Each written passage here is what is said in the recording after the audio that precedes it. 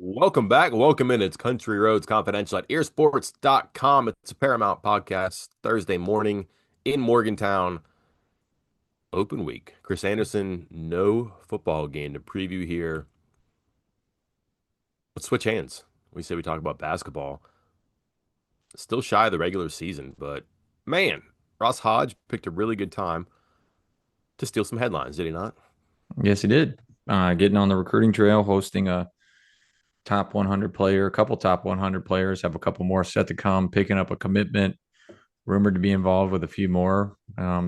Seems to be, I mean, he's not working in the background, obviously, because this stuff is at the forefront currently. But some of these guys and some of these connections and some of these visitors are being worked in the background and just quietly trying to make sure he builds a class, builds a foundation, I assume, for success, continued success. Because again, when you can't recruit transfers this early, there are no transfers right now. Like, try to get in on a couple of high school guys, set the foundation for that class, and then you can kind of come back around later and get all those transfers you need. Chris, what's he doing? He's got 26 kids reclassifying to join this team. Mm-hmm. I mean, maybe they get 27s to reclassify to 26. I don't know. He's loading up on guards here a little bit in this upcoming class, but he also got like a 6'9", like bouncy rim runner, Alu Diom. Kingston Whitty commits. We can talk about the 5-star who's coming. They have their eyes on 27s, so they're doing stuff here. I thought you were supposed to use the transfer portal. And like we mentioned, there's room for an Amir Jenkins, DJ Thomas to play and maybe play a lot this year. If they have a good year, use your NIL, use your revenue sharing, go out and, as they've done at West Virginia the past several seasons in a row, go grab a new team from the transfer portal. Call me crazy. This is not leaning that way. This seems like, hey, maybe half the roster is incumbents and maybe half the roster is portals. You get 1 or 2 stars instead of like 5 starters. And then you fill in needs, your puzzle pieces, your corner pieces to make things fit. This seems more sane. Granted, it's going to require landing and developing big recruits, like good recruits that can make this work. Are we watching like a different phase of the plan easing in right now? I think it's you're kind of choosing one of two options here.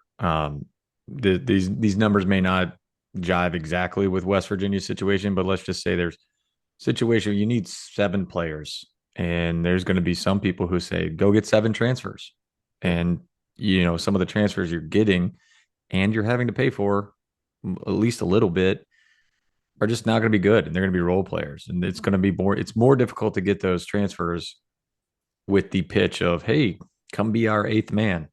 What do you think? Wait, why would I transfer there? It makes it more difficult. Then there's other people and it seems that Ross Hodge is on this track of, all right, if I need 7 players, let me go get 3 transfers that are awesome.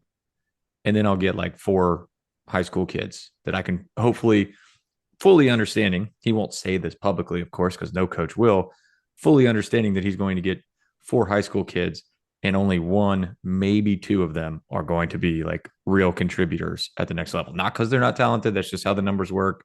Whether they end up transferring out or they don't pan out, one way or another, they'll be down to 1 or 2 of those, and you can kind of keep building from there.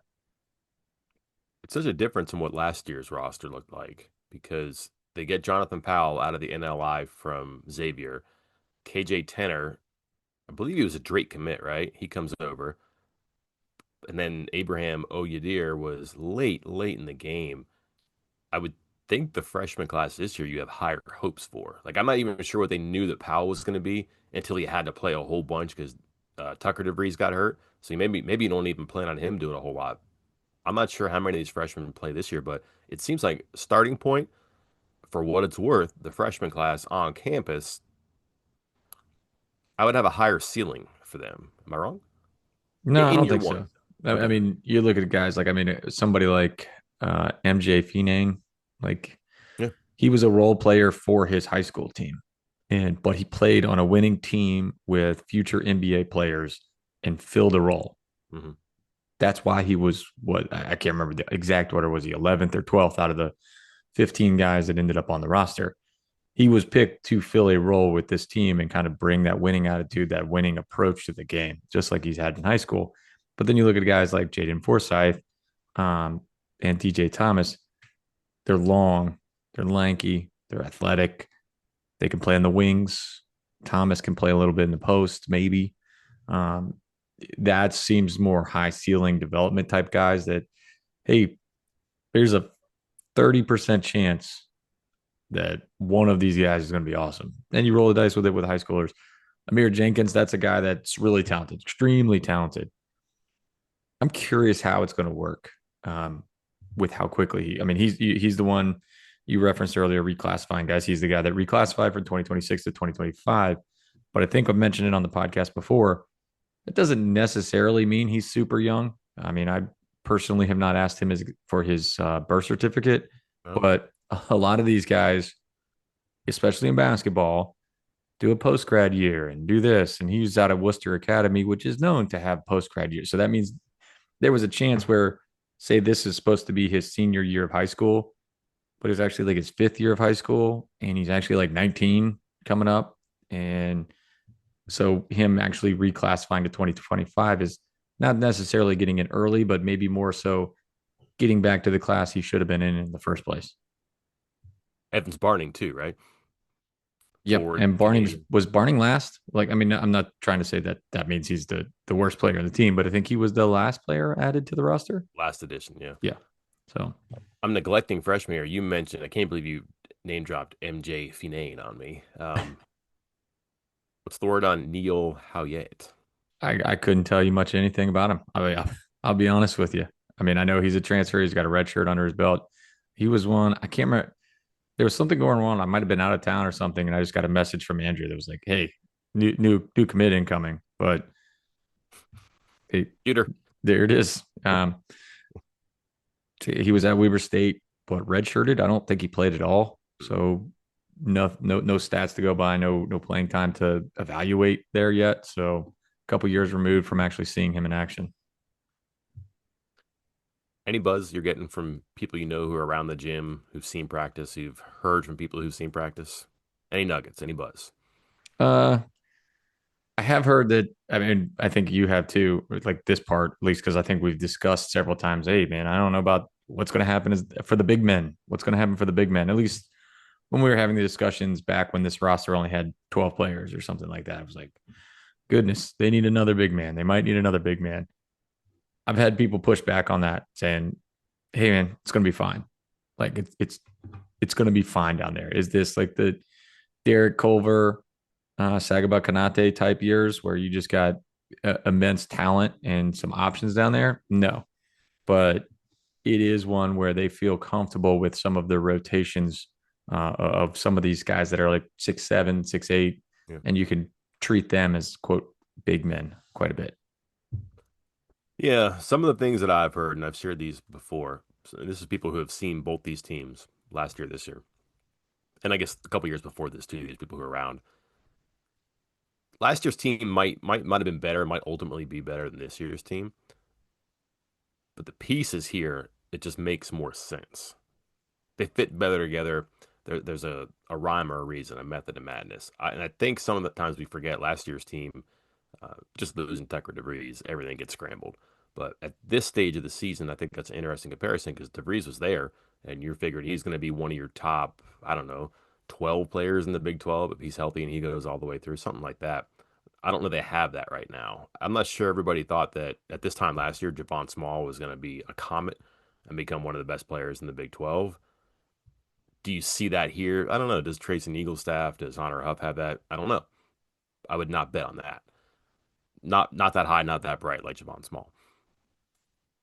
But there's more of like an equity in scoring and rebounding and minutes and things here. And everything just kind of seems like it does fit together according to these people. The other thing is that the individual talent, the individual skill is clear with some people. So Huff just shoots a lot of open shots. He gets open shots. He makes threes. That's what he does. Eagle staff, good at getting a shot, scoring in the move, things like that. He can get those baskets.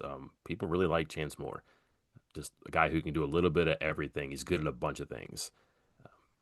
trying to think of the other name that I heard that was good. Oh, and Morris Ugasak, good shooter, kind of a rugged defender too. Will fit in a role for what he's doing. So I'll kind of give you like a top to the middle to the bottom here of players who have different profiles, but do seem like they are adept at what they're asked to do. What does that mean? I don't know, but I find that observation pretty interesting, at least hopeful, because if you're drawing parallels between last year and this year, which is inevitable, maybe unfair, to be even or maybe even above in some regard, I think that gives you a little bit of a kickstart at the start of the season and the schedule kind of favorable, Chris. Like they could get some momentum and figure some things out and bank some wins. And I'm not saying they get the one more win they need at the end, but I just wonder if there's an understanding of who does what right now.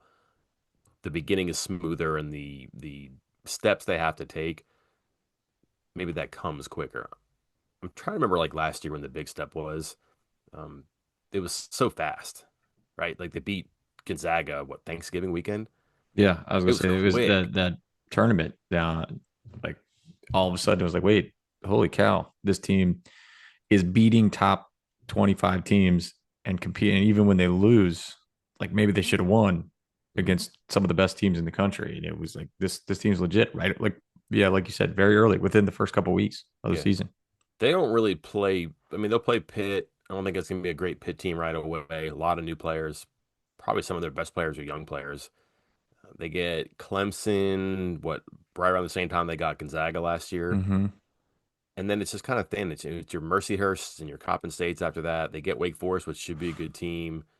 Later in December is Ohio State. So they have a chance to build. And by the time they do get Wake Forest and Ohio State, like within a week of each other, right before Big 12 play starts, that's probably when I think they want to shift a little bit and try to figure out, all right, we've done this. Let's get our eight. Because I think Hodges is going to be a smallish rotation guy. It's just been his mantra the entire time, and not because he's been forced to like DeVries was at times last year due to injury. I just think he trusts who he trusts, which makes those 7, 8, 9, maybe 10, but those 7, 8, 9 spots and who's going to be in them pretty compelling to me right now. Yeah, I love again. I'm not trying to denigrate the big men on the team currently, but this is more of a I just really love what they got in the backcourt right now. Like they have a lot of different options. They got length, they got scorers.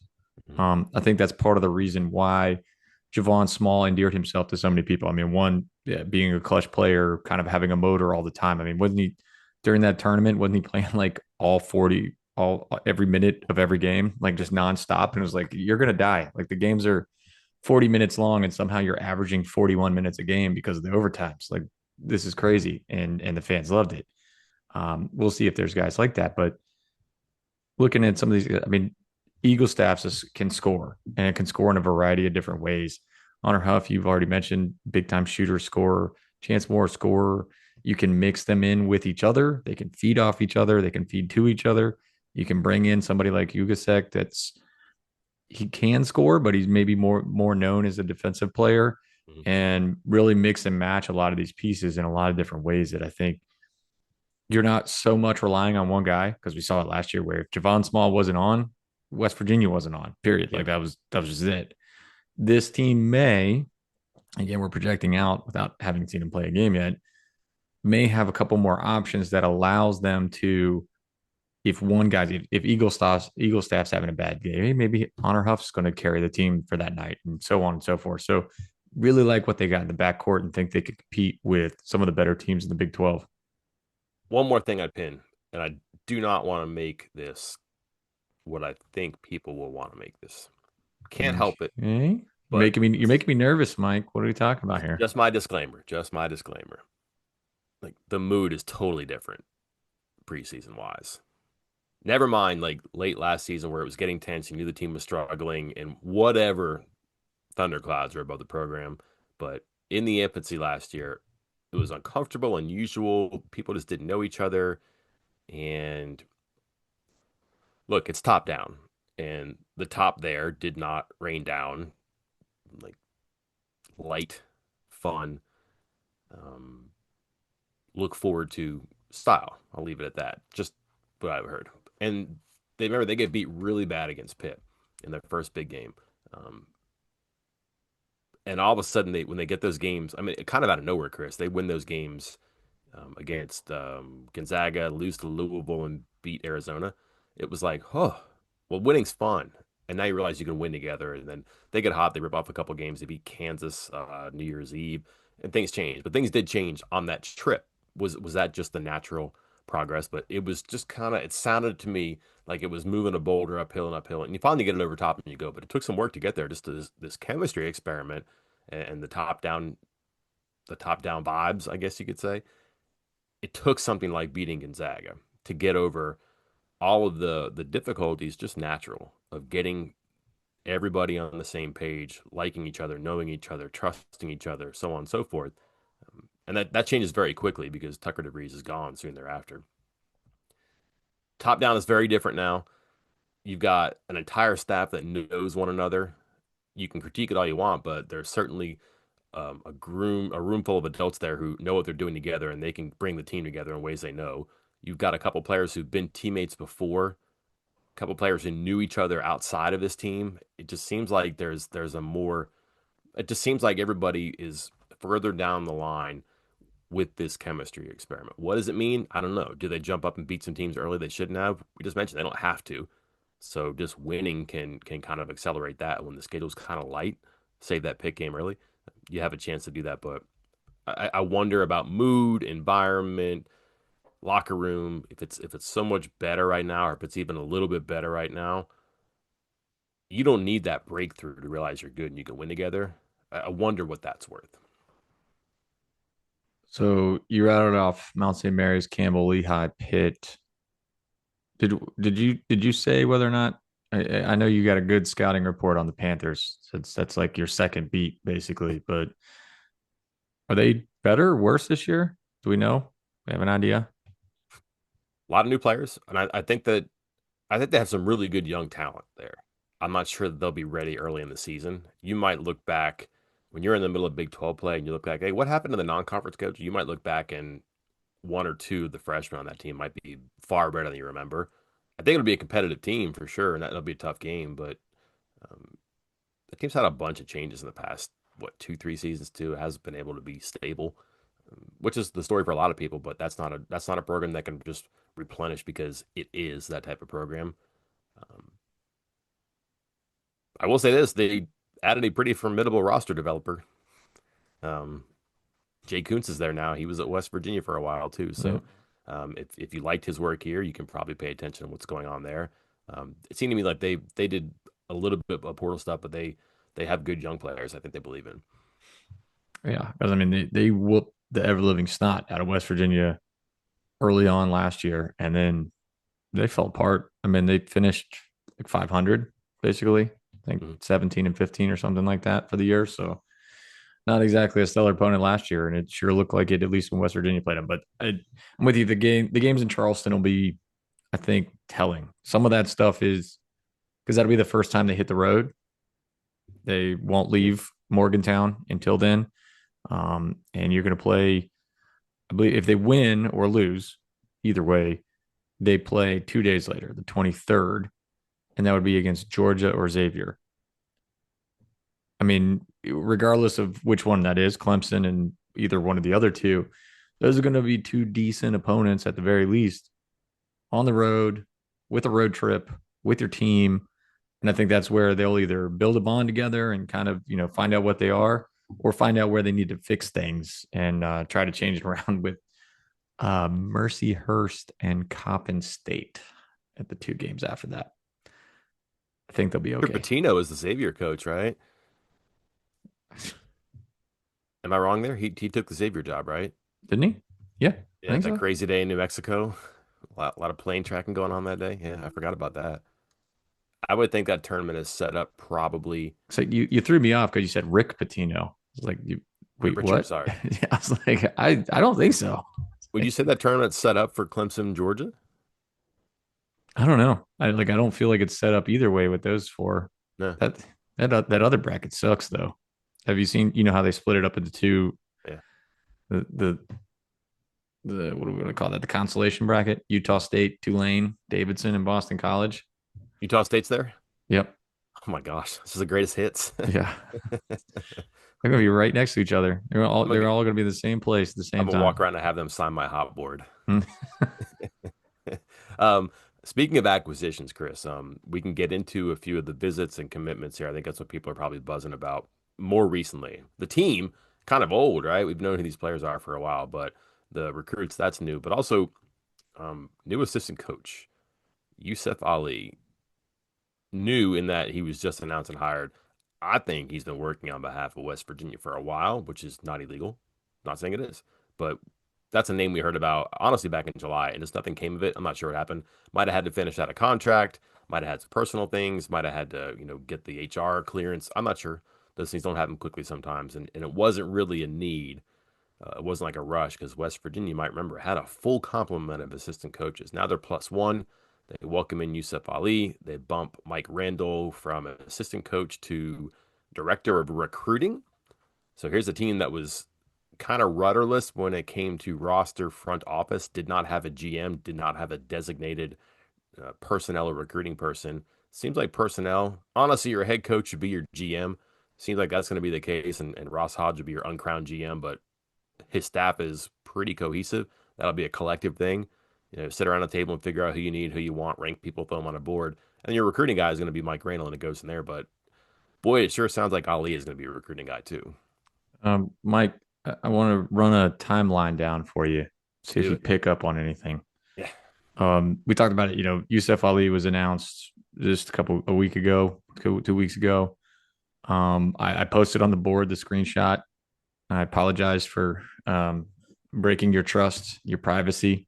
I know. Uh, was it July 28th? Was it July? That was July 28th, where you said, you messaged me privately and said Yusuf Ali is going to be an assistant coach at West Virginia. So much for private, but thank you. Mm-hmm. So that's July 28th. Yusuf Ali, prior to being at Arizona State, um, worked at Toronto Basketball Academy, founded it, I believe. He's from Toronto, Canada, head coach there for a long time. About 2 weeks after you messaged me that Yusuf Ali is going to be an assistant coach at West Virginia, mid August, Evans Barning Jr. commits to West Virginia. Would you like to take a guess where Evans Barning Jr. is from? Is he Canadian, Chris? He's from Toronto, Hmm. Toronto, Ontario. Weird. Mhm.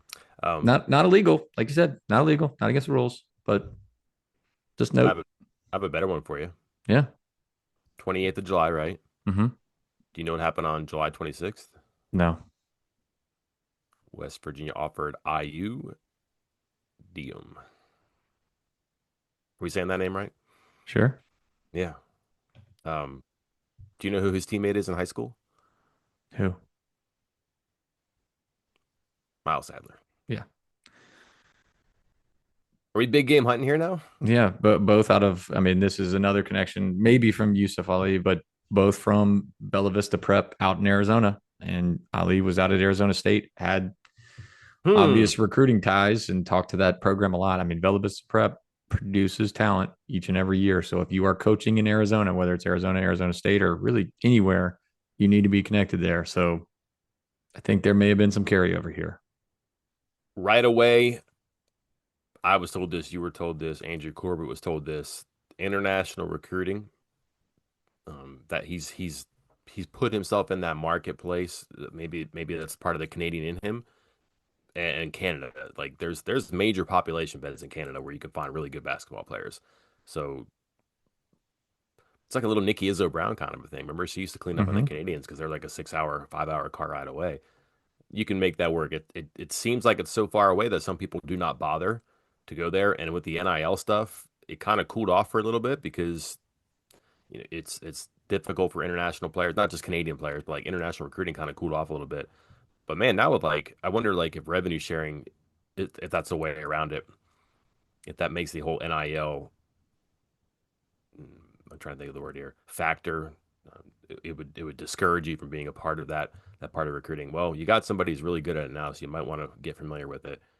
Um, a lot of people know him, Chris, and I'm not saying that. I'm just saying people don't like him, but I mean that in a really good way. He's just like a dogged person. He gets in on somebody and he really works it and works it and works it and doesn't ask for yes or no right away until it's time. And he's gonna culture or nurture relationships and try to get that person to where yes just feels like the right answer, which is recruiting. I understand that, but what stands out to me is that slowly but surely your armchair critiques of Ross Hodge, and specifically you, Chris, because I'm sure you said this, but the armchair critiques of Ross Hodge was, well, he brought his whole North Texas staff here. How are they going to recruit? How are they going to recruit to the Big 12's caliber? Okay, fair. Understand. Like last year, Darren DeVries didn't know Chester Frazier, did not know him. Goes out, hires Chester Frazier. He's rewarded. Two players from Illinois, and then got some good recruits. Ali is kind of like the answer to that. I'm not saying he's Chester Frazier, but here's a guy who became available, and they made room for him. And whether we are projecting unfairly or just a coincidence about Barning, IU perhaps Miles Sadler, sorry, um, they're still coming to town. Like one way or the other, whether it's because of Ali specifically or because Hodge has been working at this, they're getting good players to visit and commit right now too, which is another knock. It was, oh, here's this guy. He brought him from North Texas commitment. Here's a guy he brought him from a Xavier commitment. Like guys who got out of their NILs because of coaching changes. This is not that. And this is starting like what we talked about. You're planting your seeds for your future here right away. Getting kids to reclassify, that's tricky, but that's part of the art of recruiting. But getting 4 stars, 5 stars from 26, 27 to visit your campus from now until the end of time and from today until the beginning of time, West Virginia felt like this is regardless of the sport. If you can get players on campus, that's a huge deal. Most of the time, whatever preconceived notions they had against you, they're going to fall down. And it becomes a lot easier to embrace the idea of playing for West Virginia. And just to get these guys on campus for somebody who had minimal reputation as a recruiter seems like a pretty significant step. Yeah, and that's not even it. What a story up just yesterday up on the board. Joshua Tyson, 4-star recruit. You go back and look at the pit weekend for the backyard brawl. We mentioned beforehand that that was going to be a big visit weekend for all sports. I mean, we did a lot of interviews with baseball players. West Virginia picked up several commits from baseball, but basketball also had a few guys there that were 4-star recruits on essentially every single service out there. So he's shooting for it. You know, he's taking his shot at some of these big guys. We'll see if he gets some or any of them, but he doesn't seem to be recruiting like a small town coach. He seems to be recruiting like a big boy coach. Let's talk about who's on board. What do you think so far of guys who are committed? Um, Daim, I think we talked about before. I like him offensively. Got to see him develop, but I think everybody realizes that, and you can work with that. I mean, you're not going to be able to teach 6'9", 6'10" rim running athleticism with 7-foot wingspan that can block everything in the post. So I think you roll the dice, take that there. I mean, and that's not even rolling the dice. That's just this is an extremely talented player. It's just that most of the talent is on one side of the ball, which is fine. You can work with that. Um, Witty, new commit, smaller guy for sure, but they like him fast, can play point guard. One of the first guys that they reached out to over the last month and had in for visits. So, I mean, when you are invited in and you take an official visit this early in hoops, the coaching staff's making you a priority. So, I think that you got your point guard, you got your big man. Maybe go look for a wing and then wrap it up there.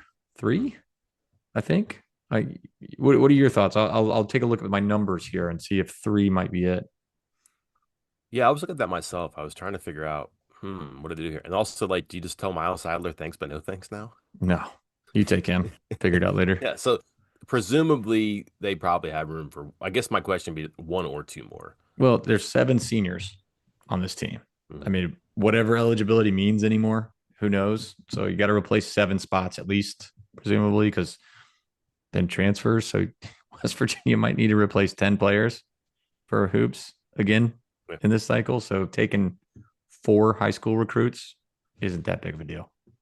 Surprised he hasn't taken a junior college guy yet or gone after one. Just seems like that's part of his fabric.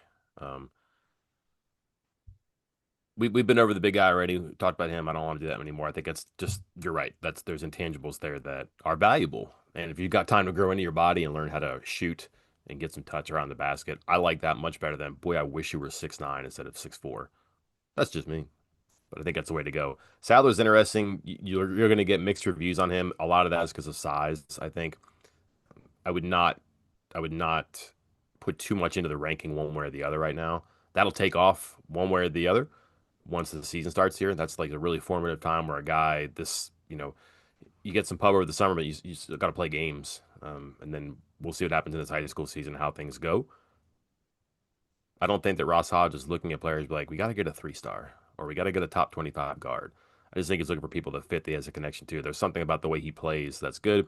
And then the size thing is going to be really worthwhile to track. What'll it do for Honor Huff? What'll it do for Amir Jenkins? That's a present and a future there. Huff has succeeded as a scorer despite being small. He's not as big, he's not as tall as Jenkins. Jenkins is a little bit lighter right now. That's not a problem. I mean, by the time the season starts, he could be up to a reasonable weight. Can he move around and be as mechanically sound as he wants to? That'll take some time. Your body changes like that. I go back to what Huff said though in his brief time in the portal, and he's getting recruited by St. John's, West Virginia, Iowa, places that could use him that had good coaches. But he says that he picked West Virginia because Ross Hodges' history with small guards. Hmm. What's the magic there? Does Hodge have something that he can say to these guys? Well, I can do this for you, this for you. That's one thing. But what does Hodge actually do? Like, what's the plan in motion? And a lot of it seems like he creates space to get guys open shots where they're not going to get blocked or you're not going to get clattered and have an obstructed view of the basket. Let's see what happens. Because then I don't care how little, how big the next guy is. If he can score and he's going to come to a place that it's just like an offensive lineman or an offensive coordinator being able to scheme up space for running backs or quarterback draws or screen passes outside. If your head coach can do that, if your offensive coordinator for basketball can do that, I don't think you have to be a certain size. If you got a way to scheme it open and make shots, that's what matters. Yeah, I was trying to see how big these guys are, but amazingly, we're not going to list their heights and weights anymore. Darn. 6'1", 6'1". I was going So through soft. because, huh? So soft. This Yeah. culture. Ugh. Well, I was looking for because I remember him saying, and we've talked about it before about how he has Hodge personally has had to deal with the crazy turnover of the roster and how well he's done going and rebuilding. Now, it's in North Texas, it's not in West Virginia, but he went out and rebuilt the roster each and every single year. And unfortunately for him, he would then find the guy, turn him into something great, and then they'd leave because there was like Jason Edwards, a 6'1" guard that he brought in, averaged 19 points a game. He said, "Thanks for the development. Going to Vandy." Then there was Reuben Jones, who again they not listing how tall he is. Let me try to see if I can find it somewhere else. But nah, he's taller. But another guard that came in, UNT, he'd been there for a couple of years, averaged 12 points a game off to Michigan. Atin Wright, who West Virginia tried to recruit out of the portal with DeVries, I believe. Yeah. Um, he comes in for his final year, leads the team in scoring this past season. And then Tyler Perry, who West Virginia fans might know from Kansas State for one season, comes into North Texas, averages 17 points a game, and then leaves for Kansas State. He's great. And he's another one where let's see if he's tall or short. Let's see if this fits the short guy development. 5'11". There we go. So the four guys I talked about there, three of them, one was 5'11", one was 6'1", one was 6'1", another one was 6'1". So maybe there is something to him developing small guards. Get to talk to him later today. Maybe it would be a question like, Ross, short guys, your thoughts, and see what he says. I don't think we'll go too far in that. I still think you need a talent baseline though. I'm 5'10". I don't think he's going to scheme me up baskets, right? Um, Honor Huff is 5'10". Feel much more secure with him in the ball in the backcourt than with me. So I wonder then, is it not so much maybe it's a combination of I can do some things with our floor spacing and how we use our wings or forwards, whatever, basketball stuff. Is there a physical quality to somebody who's smaller? Does he have to have burst, quick release? Just a really good shooter, and which you can build too. Like that's something you can get. wonder what he looks for there and how much of it is one and how much of it is the other. Chris, any questions for the head coach today? No, I was about to say let's finish it up with me asking you what's your first question going to be? Give the people a preview of what your first question for Ross Hodge today is going to be. Oh boy. I'll say, I think it would have held a little more weight if this was the first press conference, but he's already held one press conference this fall. So, Yeah, how much of the $2 million from the building you play in belongs to you? Mike, I talked to was that was that Tyson that did that? The guy I just talked to, Joshua Tyson. I was trying to see Mhm. if that was the interview because I've interviewed a couple of basketball guys. I want to make sure it was him that said it. But when he was answering me, just said the Coliseum. No. Yeah, I wanted to say, hey, you, I think you might be contractually obligated to say Hope Coliseum in the interview. That So rev maybe, check has not hit yet, Chris. yeah, You he's not don't know committed. anybody anything. He's not committed yet. So maybe that's what it is. He's got to wait till he's committed, wait till he signed his letter of intent. Then he'll say Hope Coliseum. But Here, right let me put you now, on the spot for a second. okay. You can enter into discussions, negotiations with high school players now about NIL. Mm-hmm. I don't remember when I asked Rodriguez that during the fall, and he didn't seem to know what I was talking about. August 1st, in fact. Do you get any of that in your conversations, like what they're getting from not West Virginia, but other schools? Like how sincere is that, or is that just elite level guys because you're trying to compel them to your school instead of your rival? I think for the vast majority, I mean, people seem to, you say NIL and paying players, and a lot of fans seem to think it's everybody, Mm, all 20,000 student athletes or however many there are, a lot more than that probably, but across all the sports, not just basketball, but most of them aren't talking those conversations. You're going to get the presentation that a lot of the guys get, which is the, hey, here's how you can make money once you're here. Here are the companies that we've worked with before, that our players have worked with before. Here's what they made. Here's what they had to do to get that money. Those conversations, I think certainly, I know those certainly happen, and I've talked to guys about that before, and they get those presentations. But as far as just straight up, hey, here's this conversation, this is how much you can make and everything like that. I think that's top level guys. And honestly, like with the rev share numbers, I think I told the story before about a football player, a football recruit getting the pitch of essentially, hey, if you're a starter, it could be a couple $100,000 in rev share.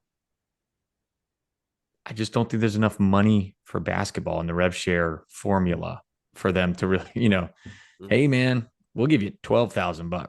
It's like, cool. Okay. mhm. No, Yeah. whatever. So I don't think there's a lot of discussions about the rev share conversation with recruits, but the NIL stuff is more of a, hey, here's who we work for. Here's what they paid. Here's what the guys had to do. Fair enough. I'll cross that one off my list for Ross Hodge. I'll come up with a better one for when we talk to him today. And then before you know it, first game will be here. Exhibition game later this month against Wheeling University. Good coach up there. Hmm? He'll have him ready. I have nothing else. So you good here? Yeah, let's finish it up. Let's go. Until next time, I am Mike Casaza. And I'm Chris Anderson. We will talk to you then.